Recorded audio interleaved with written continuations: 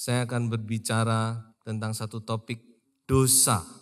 Mulai anak-anak sampai orang tua tahu kalau ada dosa.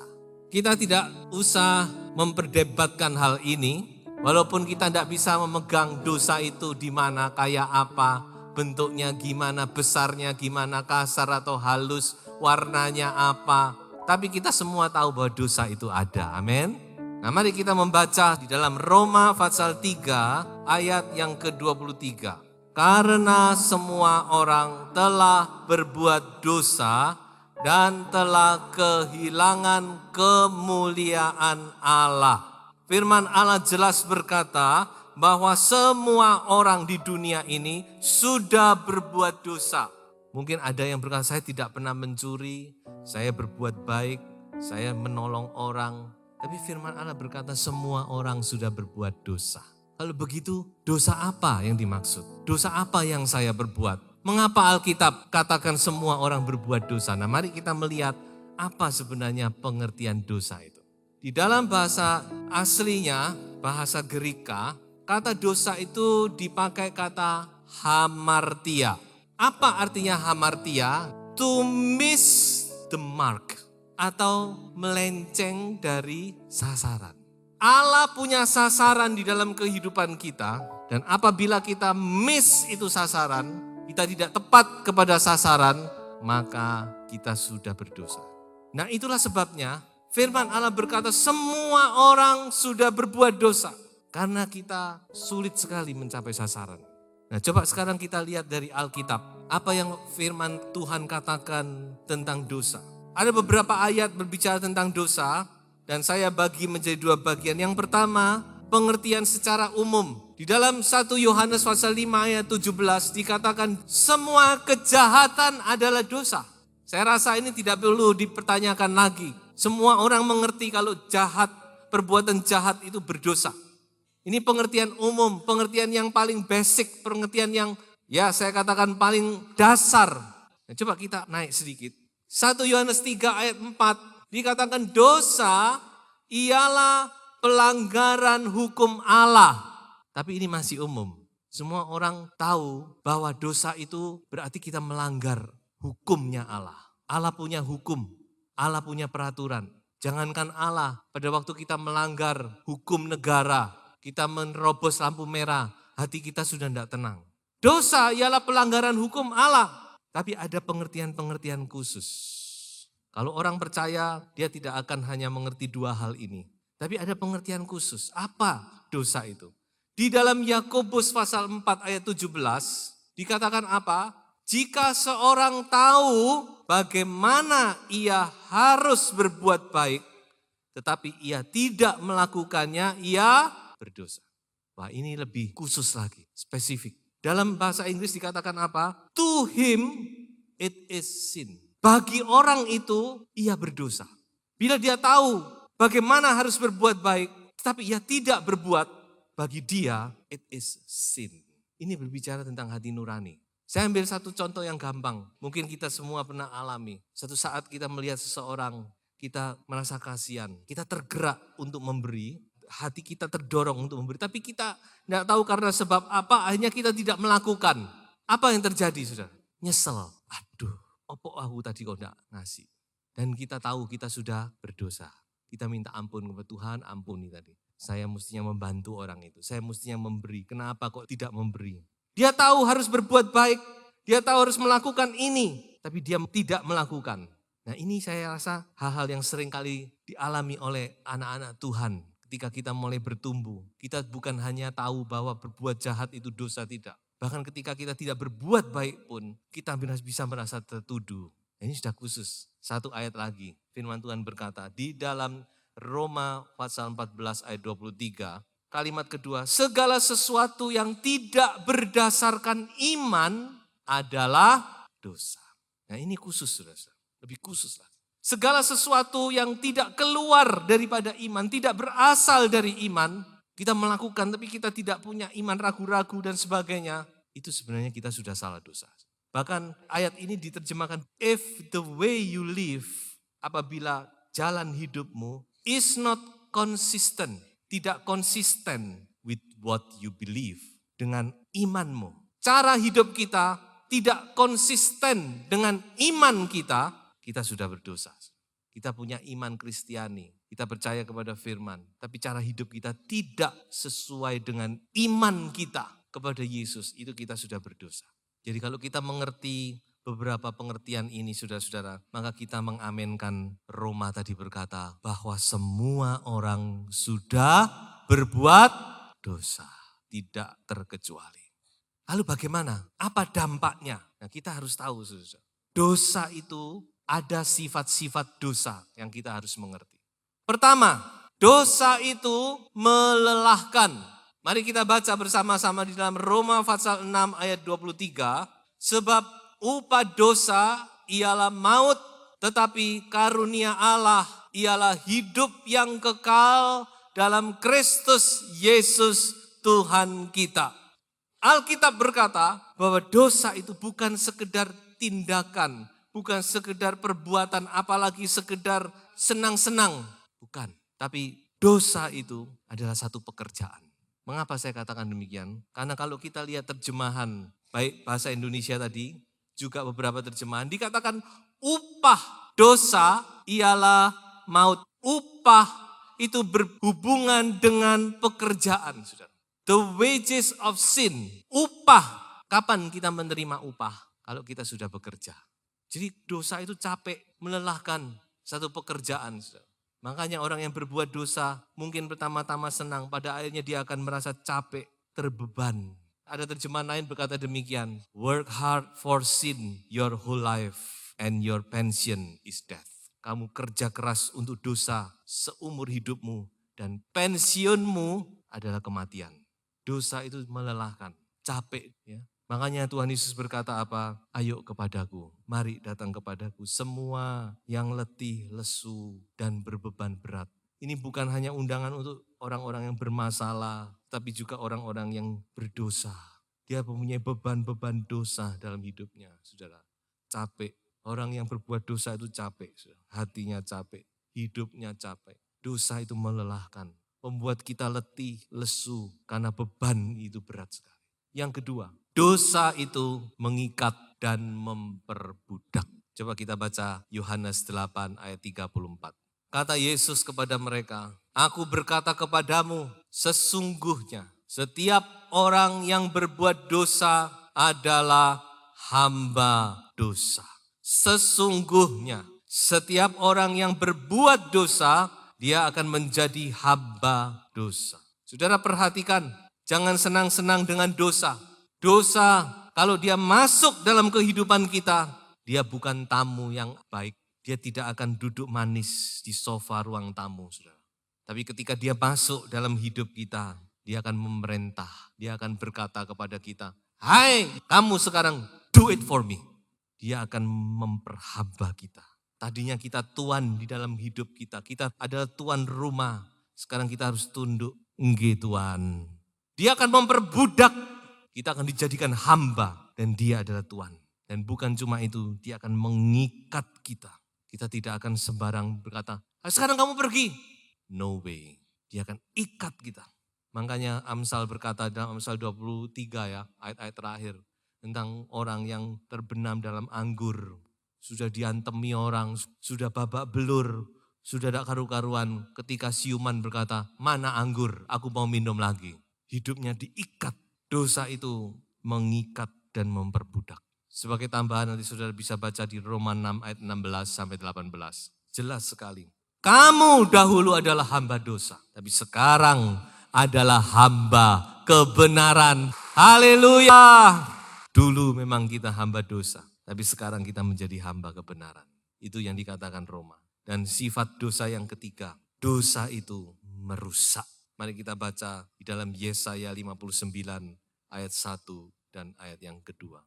Sesungguhnya tangan Tuhan tidak kurang panjang untuk menyelamatkan. Dan pendengarannya tidak kurang tajam untuk mendengar. Tetapi yang merupakan pemisah antara kamu dan Allahmu ialah kejahatanmu. Dan yang membuat dia menyembunyikan diri terhadap kamu.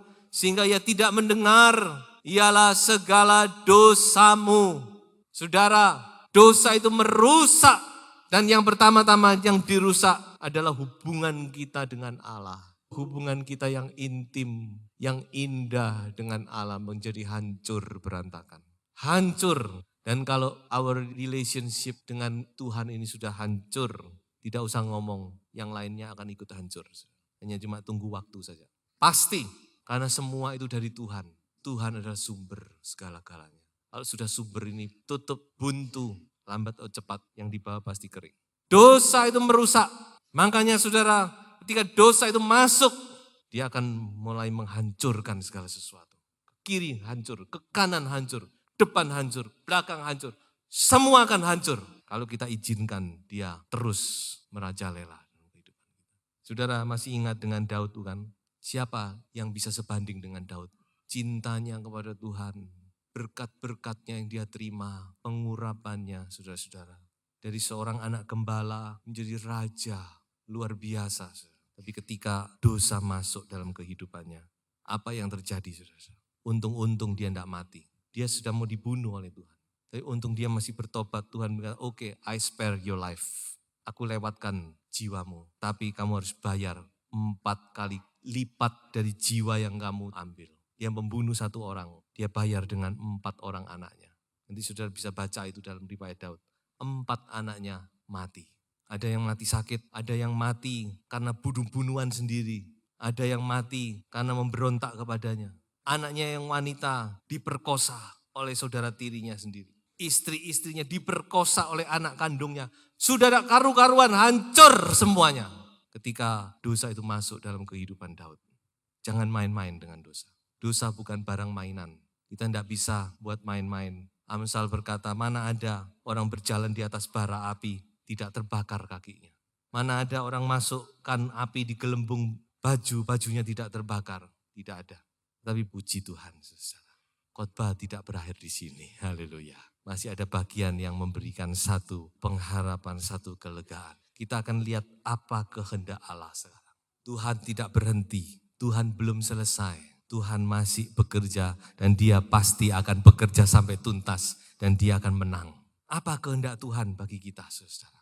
Coba kita lihat kehendak Allah bagi kita orang-orang berdosa, bagi kita semua. Yang pertama, bereskan dosa itu. Mari kita baca Yesaya pasal 1 ayat yang ke-18. Marilah, baiklah kita berperkara firman Tuhan. Sekalipun dosamu merah seperti kermisi, akan menjadi putih seperti salju. Sekalipun berwarna merah seperti kain kesumba, akan menjadi putih seperti bulu domba. Haleluya, puji Tuhan. Saudara-saudara, ini janji Tuhan yang luar biasa. Ayo kita beres-beres, kita bereskan masalah kita. Tuhan tidak membiarkan manusia yang berdosa, lalu jatuh, lalu tersesat, lalu tenggelam di dalam rawa-rawa. Orang yang masuk dalam rawa, dia tidak bisa menyelamatkan diri. Mau berenang, makin bergerak, dia akan makin tenggelam. Dia perlu seseorang yang mengulurkan tangan. Ayo, mana tanganmu, kutarik engkau keluar. Itulah Yesus Kristus Tuhan kita. Haleluya. Dia ulurkan tangan, ayo keluar dari lumpur dosa. Yesus datang dengan satu tujuan, melepaskan manusia dari dosa. Tuhan tahu kita tidak bisa melepaskan diri kita sendiri. Mungkin saudara berkata, aku sudah berbuat salah dosa yang menyakiti hati Tuhan. Aku sudah berbuat salah dosa yang keji. Aku sudah berbuat ini, dosaku merah, dosaku hitam. Tapi Tuhan berkata, ayo berperkara, aku akan sucikan menjadi putih seperti salju, seperti bulu domba. Haleluya. Jangan takut, yang penting saudara mau datang kepada Tuhan. Tuhan, ini aku. Datang dengan jujur, saudara membuka hidup saudara. Izinkan Tuhan menyelesaikan semuanya. Ada harapan saudara. Meskipun dosamu merah, semerah apapun juga, Tuhan sanggup mencucikan. Tidak ada dosa yang terlampau besar, terlampau hitam bagi Tuhan. Asal kita mau datang kepada Tuhan. Sudah harus membereskan semua. Yang kedua, kehendak Allah, tinggalkan dosa itu. Mari kita baca Yohanes 8 ayat 11. Jawabnya, tidak ada Tuhan. Lalu kata Yesus, aku pun tidak menghukum engkau. Pergilah dan jangan berbuat dosa lagi mulai dari sekarang. Haleluya. Ini perkataan ditujukan pada seorang wanita yang kedapatan berzina. Yesus berkata, pergi dengan damai sejahtera. Aku pun tidak menghukum engkau, artinya aku ampuni engkau. Tapi tinggalkan dosa itu. Jangan berbuat dosa. Saudara, anak Tuhan bisa berbuat dosa? Pendeta bisa berbuat dosa? Sangat bisa. Tapi masalahnya bukan itu. Tapi kita tidak hidup dalam dosa. Amin. Kita bisa berdosa, tapi kita tidak hidup dalam dosa. Kita datang kepada Tuhan, Tuhan ampuni. Dan kita mau tinggalkan semuanya itu. Tinggalkan, jangan berbuat lagi. Yang sudah tutup buku sampai di sini. Tapi jangan kita berbuat lagi. Jangan kita mari minta ampun, berbuat lagi. Minta ampun, berbuat lagi. Itu namanya kita mempermainkan Tuhan. Dan Tuhan bukan Tuhan yang mau dipermainkan. Tuhan ampuni aku. Saudara akan diampuni. Tapi saudara harus tinggalkan dosa itu. Di dalam nama Yesus, tinggalkan semuanya. Dan yang ketiga, apa yang Tuhan mau bagi kehidupan kita? Taklukkan dosa itu. Mari kita baca Kejadian pasal 4 ayat yang ke-7. Kejadian pasal 4 ayat yang ke-7 ini adalah kata dosa pertama kali muncul di dalam Alkitab. Jadi kalau saudara baca mulai Kejadian pasal 1 ayat 1, maka ini adalah pertama kali kata dosa itu muncul. Apa yang ditulis di sini? Apakah mukamu tidak akan berseri jika engkau berbuat baik? Tetapi jika engkau tidak berbuat baik, dosa sudah mengintip di depan pintu, ia sangat menggoda engkau. Tetapi engkau harus berkuasa atasnya. Coba saudara perhatikan, yang pertama ini tentu ada sesuatu. Apa kehendak Tuhan bagi kita? Dan bagaimana dosa itu? Dosa itu mengintip, dikatakan seperti seekor singa yang mengintip mangsanya. Ada beberapa terjemahan di sini. Dosa menunggu untuk masuk ke dalam hatimu. Dosa hendak menguasai dirimu, tetapi engkau harus mengalahkannya. Sin is lying in wait for you, ready to pounce. Siap untuk menerkam. It's out to get you. You have got to master it. Kita harus menguasainya. Saudara bisa baca juga di Mazmur 10 ayat 9-10. Seperti singa, dia mengintip di semak-semak belukar, mencari siapa ini yang akan dimangsa. Tapi Tuhan berkata, kamu harus menguasai itu. Kamu harus taklukkan dia, haleluya. Dan kita sudah diberi kuasa untuk mengalahkan dosa, haleluya. Kalau Tuhan berkata taklukkan, berarti kita bisa menaklukkan. Tuhan berkata kepada Kain, kuasai dia, jangan kita yang dikuasai, taklukkan dia. Dosa, Tuhan mau kita yang menaklukkan. Makanya Tuhan dalam kehidupan anak Tuhan tuh, wah Tuhan beri semua yang dibutuhkan itu Tuhan beri. Kalau saudara baca di dalam 2 Petrus pasal 1 ayat 3, karena kuasa ilahinya sudah memperlengkapi kita sedemikian rupa, sehingga kita bisa hidup dengan saleh. Tidak mungkin Tuhan akan biarkan kita tidak berdaya menghadapi dosa, tidak mungkin. Tuhan sudah beri segala sesuatu, kuasa firman, kuasa Roh Kudus, kuasa di dalam nama Yesus, kuasa darah Yesus, kuasa pujian, kuasa penyembahan, kuasa doa, dan segala kuasa Tuhan berikan kepada kita. Haleluya. Saudara pasti bisa menaklukkan dosa, amin. Pasti, karena Tuhan berkata taklukkan dia. Zamannya Kain aja, Tuhan sudah berkata kepada Kain taklukkan.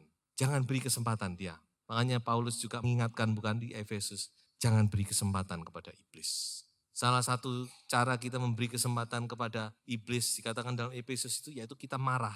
Jangan sampai marahmu terus ada sampai matahari tenggelam. Ya, Kain juga, Kain waktu itu diliputi kemarahan terhadap Habil. Dia marah kepada Habil. Kenapa Habil? Kok doanya Habil didengar? Kok doaku terhalang? Tuhan berkata pada Kain, Kain kamu juga bisa. Aku gak pilih kasih. Coba kamu perbaiki, berikan korban yang benar. Tapi dia masih marah. Tuhan berkata hati-hati. Dosa itu sekarang lagi ngintip-ngintip loh. Kamu taklukkan loh. Tapi rupanya dia keraskan hatinya. Dia bunuh Habil. Dia menjadi pembunuh yang pertama. Belum saya tutup saudara-saudara. Saya akan ajak kita melihat sekarang kata dosa yang terakhir di dalam Alkitab. Kalau yang pertama tadi di kitab Kejadian, yang terakhir di kitab Wahyu. Kita buka Wahyu 18 ayat yang kelima. Inilah penutup dari segala-galanya. Apa yang Tuhan perbuat terhadap dosa dan karena dosa. Coba kita baca Sebab dosa-dosanya telah bertimbun-timbun sampai ke langit dan Allah telah mengingat segala kejahatannya. Dan seterusnya dikatakan Allah hancurkan Babel karena dosanya sudah bertimbun-timbun, bertumpuk-tumpuk sampai ke langit. Dalam bahasa Inggris dikatakan her sins sting to high heaven. Sting itu berbau busuk. Dosa-dosa manusia, dosa-dosa dunia, bau busuknya itu sudah mencapai langit. Sudah tidak bisa ditoleransi lagi. Dosa-dosanya sudah begitu bludak ke langit. Saya tidak tahu sekarang dosa manusia ini sudah seberapa tinggi. Tapi kayaknya sudah nggak jauh dari langit. Kalau kita lihat kejahatan-kejahatan yang terjadi. Dan itu bukan lalu berlalu gitu saja. Itu menimbun terus, saudara-saudara. Itulah yang membuat Tuhan akan membinasakan dunia, umat manusia yang di dunia ini. Karena dosa-dosanya sudah mencapai langit. Tentu kita tidak ingin di dalamnya. Kita tidak mau ikut-ikut di situ. Itu dosa sudah tinggi, kita tidak usah ditambahi. Jangan sampai kita terbawa, jangan sampai kita ikut di situ. Menambah tingginya dosa itu. Sebab itu kesempatan yang baik. Mari kita bereskan dosa-dosa itu. Manusia mungkin tidak tahu, tapi Tuhan tahu segala perkara. Datang kepada Tuhan dengan hati yang lega. Tinggalkan beban dosamu, lepas. Tuhan, ini aku. Aku mau diperbaharui, aku mau dijadikan baru. Tuhan mengundang, mari yang letih lesu berbeban berat datang kepadaku. Aku akan memberi kelegaan kepadamu. Puji Tuhan.